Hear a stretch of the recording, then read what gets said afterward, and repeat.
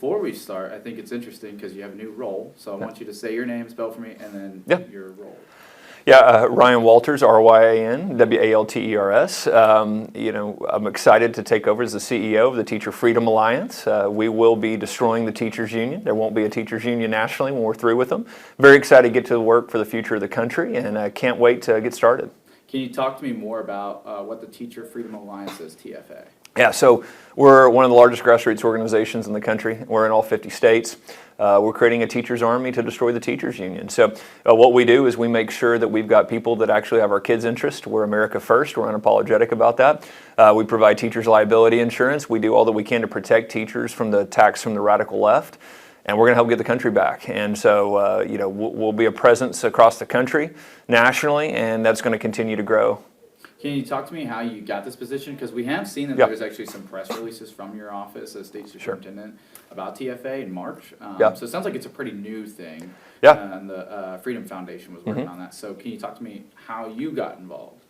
Yeah, I mean, that was the first time I got to really know them and know what they were about. Kind of my decision-making point here. I've talked to you a little bit about it, but things changed a lot for me after what happened with Charlie. Charlie was a friend. I believe Charlie, his influence on American history and the future of the country, it's hard to put into words. I think he's a tremendous leader. I think the country's gone through a lot of reflection since then, and so have I. And I had national leaders reach out to me and talk to me about this role and about the future of the country. And look, I think we need more people to step up nationally in this fight. I think defeating the teachers union should be one of our top priorities. They have been the power for the worst schemes and attacks the country has seen in our schools. And I think it's absolutely crucial that we defeat them to be able to move the country forward. So I want to, you mentioned what the organization does. You talk about insurance and stuff. Can you talk about how, because you've mentioned it in Oklahoma, how teachers here can get involved, but this sounds like a national organization. It's in a lot of states. I've seen that Oregon and Washington area, one of those two. Yeah.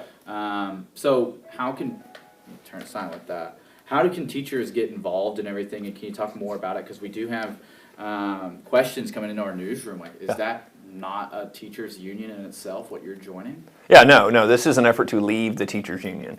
This is an army to join a movement to get the teachers, to get teachers in the classroom that are going to get the country back on track. And again, we willingly give and pay for any liability insurance because again, our teachers are under attack from these unions, our good teachers are. So, hey, we've got you covered there and all of that. But if you want to put America first, if you believe in conservative values, if you believe in taking the country back, join the Teacher Freedom Alliance, and that's absolutely what we're going to do. And again, already have thousands of members in all 50 states, one of the fastest growing in the country. I believe we're number 2 to Turning Point. And look, we're just going to continue to grow. So it doesn't, you guys don't charge teachers? No. Like in Oklahoma, if I was teaching, I don't have to pay $1 a month? No. Okay. Okay, so obviously with this new role, you're leaving as the state superintendent of the Department of Education. Can you talk to me about your time as the state superintendent? I mean, looking back at that, you've been in this role for 2.5 years, almost 3. Yeah. So, I mean, you're leaving public office now, so talk about that a little bit. Look, it's been a tremendous honor to serve the people of Oklahoma. We put in place the most effective conservative agenda in the country on education. We've led the way in so many areas. You've got school choice, you've got using the free market with merit pay, signing bonuses. You've got a return to common sense in the classroom. An America First vision that's been realized in our education system, and we've seen dramatic improvement. Oklahoma City, I'll brag on Oklahoma City Public Schools. We're seeing a dramatic change there. We've seen a dramatic change in Tulsa Public Schools. We've seen a record number of schools get off the F list. And we've seen parents return to their rightful place as the people controlling their kids' education. And so it has been incredible. The people of Oklahoma are absolutely incredible. And that was the mission, was to bring back those Oklahoma values to the classroom. And so it has just been a tremendous honor to serve the people of Oklahoma and to put Oklahoma back on track in education. So this is an elected role. I mean, statewide and everything. Every county had to have voted for you somehow. Yeah. So why not finish out all 4 years? You're leaving in about 2.5. Sure. And we were talking earlier before summer that you were thinking about running for another office or the same one, and you're going to have an announcement this summer. So why not finish it out? Yeah, look, you know, I will tell you the assassinations changed me a lot and a lot of reflection. But this fight is too big. We have to have more people step up on the national stage to protect this country's values, to make sure that we realize the vision of making America first in everything that we do, to continuing to go back to American greatness. We've seen President Trump do that in a tremendous way. Eliminating the Department of Education is a huge step. But we've got to get rid of the teachers' unions. If they continue to control things, you've got no bigger backer of far left policies than the teachers' union. And so, you know, we've got to have people that step up nationally. You've got to have multiple leaders that are willing to do that. And I believe this is a mission that is core to the future of America. And so that's where, you know, there's a sense of urgency here. You've got people from all over the country galvanized behind what is next. How do we continue this momentum forward? And so I felt called to do it. I feel like it's crucial for the future of Oklahoma, but the future of the entire country. I know I've seen some people also talking about Charlie Kirk's assassination and how that's kind of inspired them to do more, but there's been a lot recently involving you in your office that, like, you know, the investigation from the county sheriff's office and OSBI, this year, immigration crackdown in Oklahoma schools, the governor not backing you on that, and social studies standards, that's still ongoing. Sure. Did none of those play into your decision into leaving office and going into the private sector? No, not at all. I mean, there's been a new contrived controversy weekly since I've been in office, and frankly, it shows you what you're up against. Almost every one of these controversies was contrived by the teachers' unions and their supporters. They will stop at nothing to keep their power in place. We have to defeat them totally to be able to get education back on track. And so what you've seen here, again, we've taken the most aggressive education agenda in the country, in the state of Oklahoma. Well, we're going to take that national now. And we're going to defeat them once and for all. We're going to put good teachers in the classroom. We're going to protect good teachers. And this is essential in what we're doing. But yes, you have seen the attacks. Your viewing audience knows all the lies that have been thrown at me. All of the people who've undermined President Trump's agenda in the state. All the people that undermined the voters of Oklahoma and what they asked for in education. And they've seen us be incredibly successful. Again, there's no other state in the country that has pushed the education reforms through that we have here in Oklahoma. You say that, but we've also seen this year where we've gone downhill, supposedly, according to some rankings. Do you not believe those? You don't think we've gone downhill? No, I mean, you know, I see these studies that get thrown out. Okay, yeah, a study from an organization that says if you don't spend X amount on roads, you rank lower in education. It's like, look, we look at the test scores, we look at student performance, and what have we seen? We have seen us dramatically turn around from a downward spiral that we were in. We saw the two biggest districts in the state of Oklahoma improve the urban district scores jump nearly 20 states. That's unheard of. We were talking about the numbers and the data around that of the two biggest districts are usually the slowest to turn around. That was one of my focuses from the beginning. I heard it from Tulsa. I heard it from Oklahoma City. How do we move the state forward if our two biggest districts are so underperforming? We're seeing not only a dramatic improvement, but I think it is a sustainable model moving forward. I think the changes they made were not flash in a pan changes. They were operational. They were mission aligned. And so what we've continued to see is dramatic success there. What we've continued to see is putting students back as the focus of our education system, not teachers' unions, not administrators, but the kids. And so what you continue to see is, again, you know, they pop out a study, well, you should spend more money in education. And I've said from the beginning, because this is what Oklahomans told me, we have invested enough taxpayer dollars. We need to get the results. And so that's been our focus, is it's about how the kids are performing, and it's about creating patriotic students. One of the things that gets missed so often, yes, we want academic success. Yes, we want kids to be ready to enter the workforce. But the other thing that we want is we want kids that are going to continue the American dream, that continue the American way of life, to understand what made America great. And again, on those fronts, you haven't seen anybody move the needle more than we have here in Oklahoma. You talk about the two largest districts and how they've kind of turned it around in their education stuff.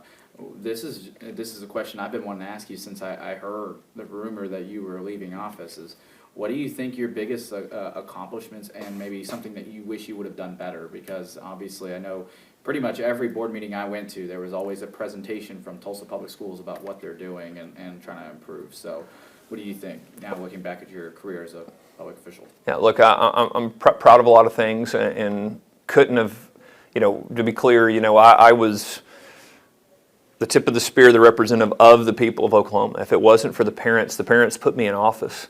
The parents supported these initiatives. The parents came, and I'll be honest with you, they weren't even asking on the campaign trail. They were demanding dramatic change. And so there's a lot that I'm very proud about what's happened in Oklahoma. You know, seeing these two large districts put in place great leaders that I think are going to really set them on a path for success, and make hard decisions to do that. I think was huge. I think putting the Bible back in the classroom is something that we're the first state to do that and bring that back. And we've heard from so many Oklahomans, but I've heard it nationally. Other states are going to now follow suit. But to get back to an understanding of America values, our history standards, that was key as well. The most dramatic teacher recruitment we've ever seen.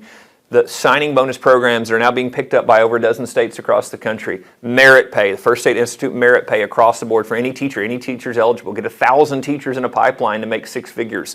Focusing on kids, focusing on getting unions out and parents in.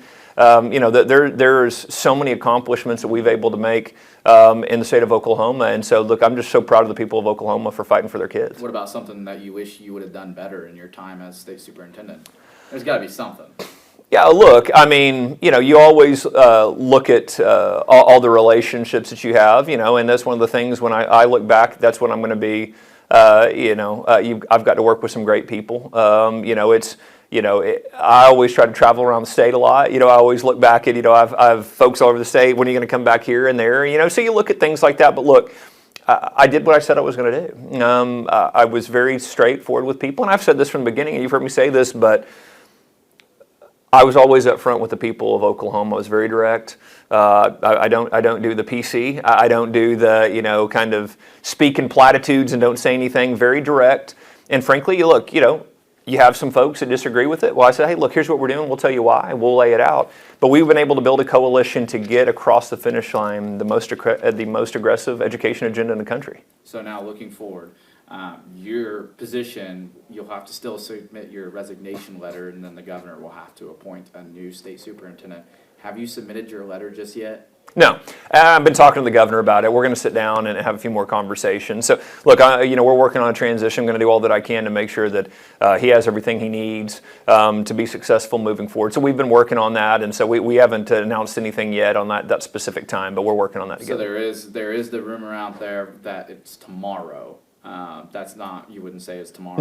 No. Okay. I mean, nothing's been decided yet. The role you're taking CEO starts October 1st, so yeah. It's probably before then, though?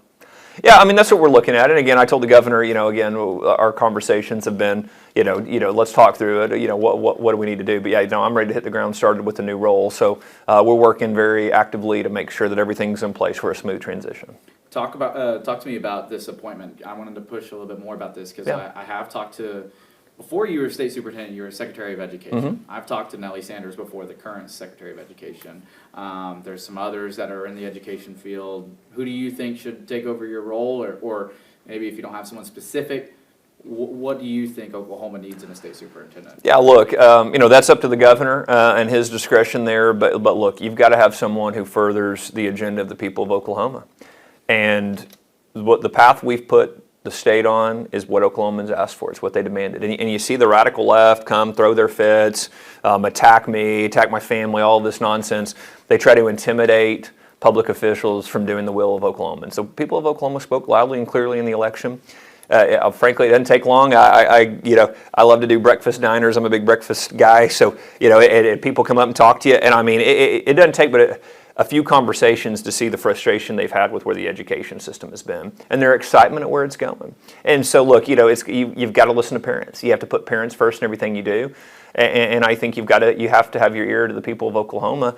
The people of Oklahoma are incredible. They have the values, American values, conservative values.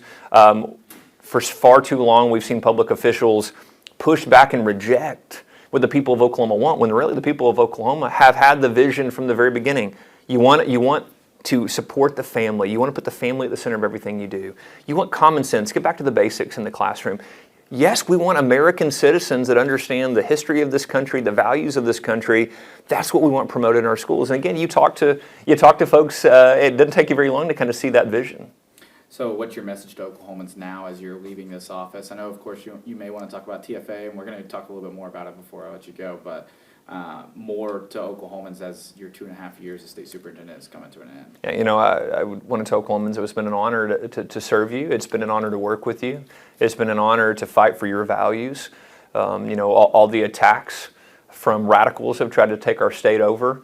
I've always been proud of those attacks because those are attacks on the values, and I just stood between the most radical elements of our society and the families of Oklahoma, and I was proud to do that. I was proud to continue their vision and move it forward. So it's been an honor to serve the parents and the families of Oklahoma, and we're going to continue to work, obviously, in the state. We'll be in all 50 states, and we're going to continue this work, and we're going to get the country back.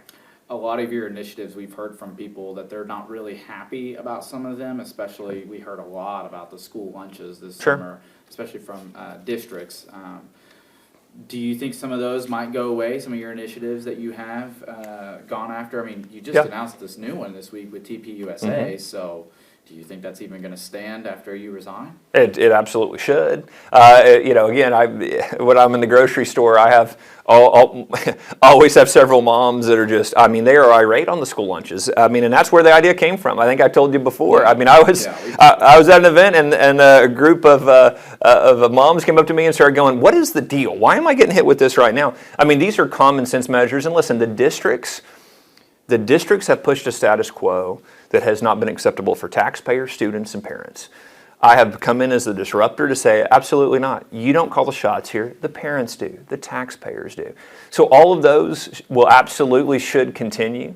The person that comes into place, again, get out and talk to people. It's not overly complicated. Again, you start talking to Oklahomans and you go, actually, that is a really good idea. That makes a lot of sense, right? And so continue to defend the taxpayers, continue to defend the parents, and listen, the people of Oklahoma are going to be behind you. I've heard a lot too, this is the last thing about you as a state superintendent here, is I've heard a lot about how people maybe weren't so excited even though they may not even be Democrat. Like I'll tell you, I've heard from some Republicans, they're like, man, I don't know. So do you think you maybe got too political during your career as a state superintendent, or do you think that was just the right amount? Even this week with TPUSA announcement, they were like, I thought we were getting politics out of the classroom. And that's what you even said in our Chronicle on our first episode. So it seems like maybe people were upset about that. So I wanted to ask you, do you think maybe it just got too political with you as a state superintendent? Absolutely not. What you see, and again, when you see these Republicans that are detractors, we have Republicans bought and paid for by the teachers union in our state. That's the way the teachers union operates inside red states. They know where the power structure is, and so they go and buy off these Republican elected officials, and we've seen that time and time again. What you've got to see are folks that are willing to take up the mantle and fight. You have got to fight for the values of this country. This will not continue to be a great country. Oklahoma won't continue to be a great state if you don't fight for those values.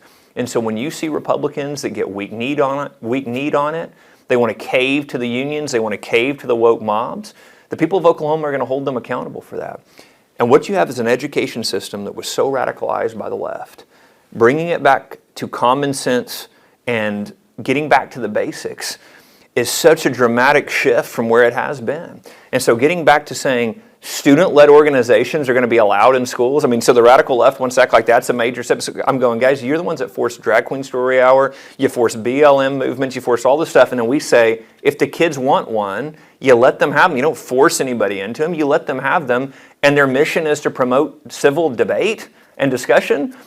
This is absolutely what we've got to have in place in our schools for the country to move forward. And for young people, I had a mother tell me the other day, she said, everything they killed Charlie Kirk for, what he stood for, is exactly what I tell my son. I say, stand up for your beliefs. I say, hey, talk to people with differences of opinions. Have a good faith dialogue with them. And you see folks on the left that are cheered that on, that called for more of it. It's absolutely disgusting. We need more of those discussions. We need more people engaged in those type of discussions, and that's what Turning Point USA is bringing to our high schools. More about TFA here. Do you know how many teachers right now are members of TFA in Oklahoma alone? I don't. I know we've got several thousand nationwide. I know we're in all 50 states. I know that it again is one of the fastest growing grassroots organizations in the country. And so again, it's for all 50 states. Already have memberships in all the states. And again, we're going to see tremendous growth, and we're going to grow that to the largest Army in the country. From teacher to public official, now to private sector, is that kind of what you envisioned would happen after you served in the state government, that you would be going into the private sector, really an organizational role? To be honest with you, Dakota, now I've been very blessed. I loved teaching. I absolutely loved it. It was absolutely incredible. I had folks when I were leaving that was like, "This is your dream job," and it absolutely was my dream job. And it was an amazing role. Getting to serve the people of Oklahoma in this capacity was an amazing role. And this will be an amazing role. And again, I've tried to be open to how I can help, to how I can defend American values, how I can help the future of the country, that America return to being that great country. So I have just been very open to opportunities to be able to do that, to be able to serve and to be able to help move that mission along. You mentioned dream job, or you in reference, was that to the state superintendent role? I'm saying at the time, I mean, teaching was my, I wanted to be a teacher from when I was about 10 years old. But yeah, look, the jumping in the state superintendent role, seeing the frustration for me as a teacher, then talking to parents and becoming a parent, I felt like we weren't going to move education forward without a superintendent that was going to actually defend good teachers, actually defend parents, actually fight a status quo system that didn't want any change. They were perfectly happy with the power structure that put them at the top of it.